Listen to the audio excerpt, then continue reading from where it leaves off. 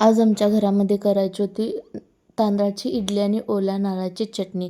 त्यासाठी मी सर्वप्रथम इडलीची तयारी करून घेतली आणि इडली इकडे शिजायला ठेवून दिली. तोपर्यंत इकडे मी ओल्या नारळाच्या चटणीची तयारी करून घेतली होती. तर चला बघू आता कशी करायची चटणी.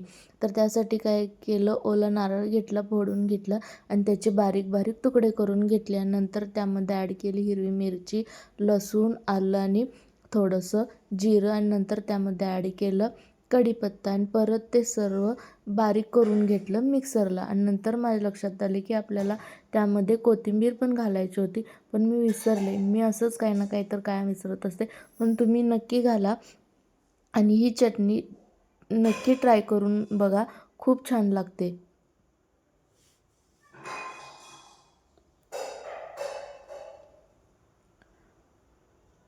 तर तुम्ही इथे बघू शकता चटणी ऑलमोस्ट तयार झालेली आहे.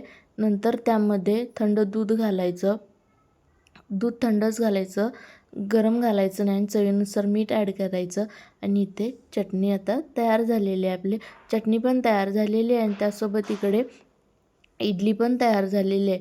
तुम्ही बघू शकता इडली पण एकदम सॉफ्ट आणि एकदम जाळीदार बनलेली आहे इडली. आता चला बघू कशी झाली इडली. तर रेसिपी आवडली असेल आणि जर तुम्ही माझ्या चॅनलवरती नवीन असाल तर नक्की सबस्क्राईब आणि लाईक करून घ्या. तोपर्यंत भेटू नवीन रेसिपीसोबत.